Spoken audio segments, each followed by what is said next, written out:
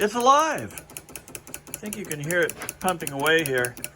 This is a Ferrari 275 electric fuel pump.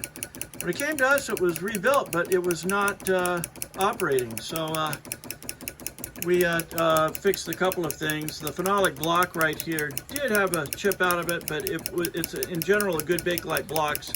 So we repaired that, and it's looking good. It's solidly mounted.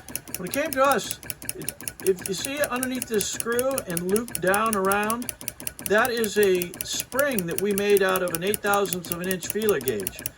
Feeler gauges have a very springy material in them, and this has to be just right so that the throwover mechanism operates properly, which it is doing.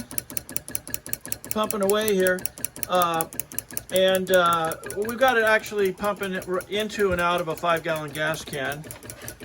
And you can see right here that the needle's going up to about 3 1/4. That averages out to about, I mean, it's a 2.5 pound pressure pump rated. So we're right in the range if you average out the pulse to the 0.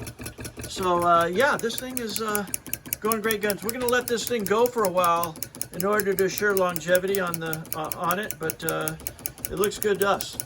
Thank you very much.